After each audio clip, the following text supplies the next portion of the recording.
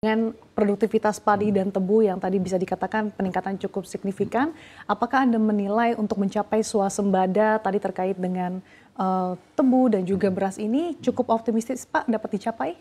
Ya, memang ingin kami tambahkan lagi, kalau kita bicara program makmur, kita sebut agro solution ini, itu lebih kepada intensifikasi gitu kan gitu. Jadi memang saat ini kita merasa intensifikasi bisa dilakukan kan gitu. Kita juga lihat pemerintah, Menteri Pertanian juga sekarang fokus intensifikasi dengan mekanisasi, pompanisasi. Jadi yang awalnya mungkin musim tanamnya satu, sekarang bisa musim tanam dua dengan ada bantuan dari pompanisasi.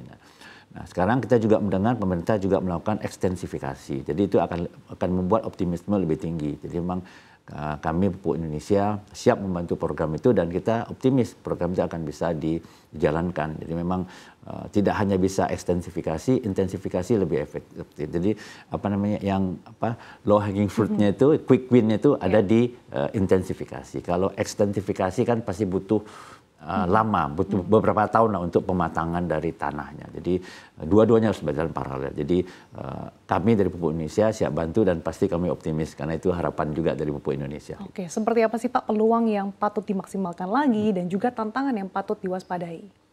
Ya, peluangnya kan tadi memang negara kita negara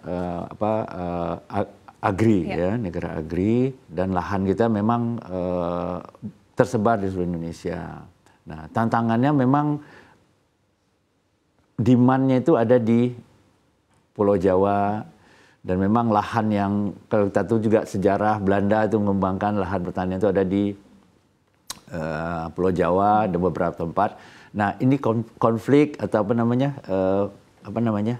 persaingan antara sektor pertanian dan sektor lain itu juga menjadi tantangan. Jadi memang pengurangan lahan ini yang menjadi tantangan.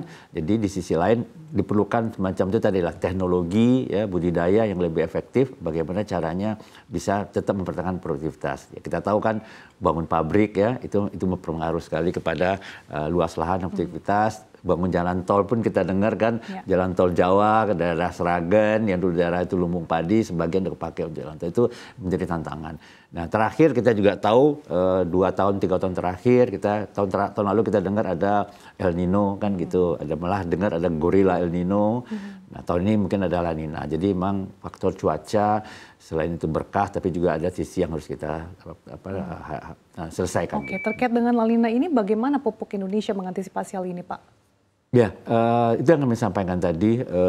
Kita itu kan memang sudah berkah atau kodrat atau memang fakta yang nggak bisa kita lakukan. Tapi langkah yang efektif kita lakukan sekarang kita bekerja sama dengan terutama di BMKG kan gitu. Jadi memang kita harus fokus kepada daerah mana yang curah hujannya cukup dan daerah mana yang lagi musim tanam kan.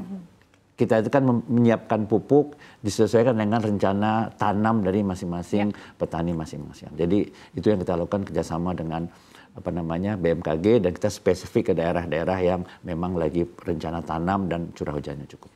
Oke, tadi di awal Anda sudah sempat menjelaskan bagaimana manfaat dari program Makmur sejauh ini. Nah, kalau selain program Makmur nih Pak, bagaimana nih Pupuk Indonesia untuk memaksimalkan penjualan produk khususnya pupuk komersial? Jadi oke, betul. Kami ingin menyampaikan memang betul kita fokus utama kita adalah pupuk subsidi. Yang kedua kita pupuk komersial untuk ketahanan pangan nasional. Nah, jadi untuk yang pupuk subsidi kita akan menjalankan mandat di pemerintah. Tapi yang komersial ini memang ya komersial itu sudah berbasis kepada persaingan pasar gitu. Nah, langkah utama kita lakukan adalah kita melakukan karena kita tersebar di seluruh Indonesia, kita mempunyai infrastruktur yang lengkap, ya pabrik kita tersebar dari Aceh sampai ke Bontang sana. Nah, program pertama kita melakukan pendampingan, ya karena kita sudah lama di bisnis ini dan kita punya infrastruktur yang lengkap.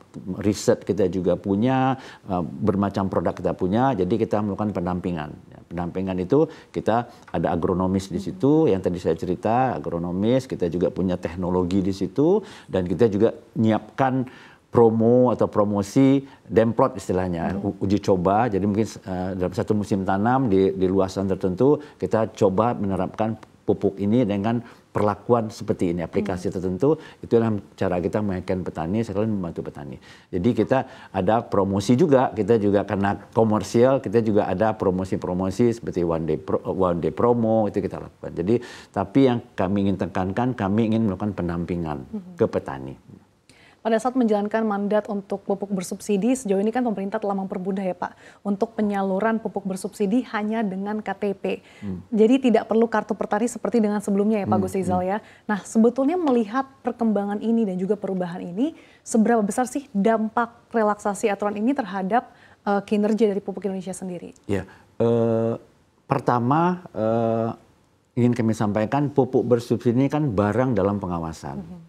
Itu harus tepat sasaran. Jadi kami mengapresiasi langkah-langkah yang dilakukan pemerintah dalam tata kelola pupuk bersubsidi ini. Tetapi itu tadi kan kadang-kadang di lapangan itu kondisinya bisa berbeda-beda ya. Jadi misalnya ada orang yang sudah berumur. Jadi kadang-kadang antara tanda tangan di KTP-nya dengan tanda tangan pada saat dia tanda tangan di tempat gadget itu nggak sama gitu. Nah, jadi itu juga kadang-kadang akan berpengaruh pada proses penyaluran pupuk bersubsidi. Jadi dengan menyederhanakan tanpa mengurangi tadi ketepatan sasaran, kita melihat kemajuan luar biasa. Jadi belakang ini kan kemarin kan ada penambahan dari 4,7 ke 9,5.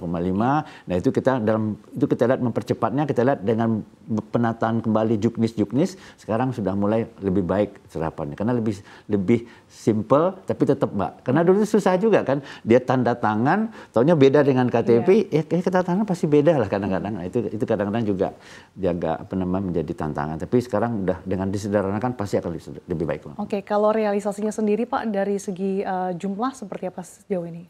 Jadi memang kita selalu memaksimalkan capaian ini. Kita bekerja sama dengan penyuluh di lapangan, pemerintah daerah di lapangan, dan kita juga dengan kelompok taninya. Jadi memang juga kita mendorong juga dengan kesiapan dari kios kami, dengan kesiapan distributor kami, dan selain itu kita juga menyiapkan stok. Jadi memang kita akan memaksimalkan realisasi untuk tahun 2024 ini. Karena memang ini pemerintah sudah memberikan usaha baik menambah alokasi. Jadi kita akan tetap maksimalkan dengan stok kita yang cukup dan juga kerjasama di lapangan.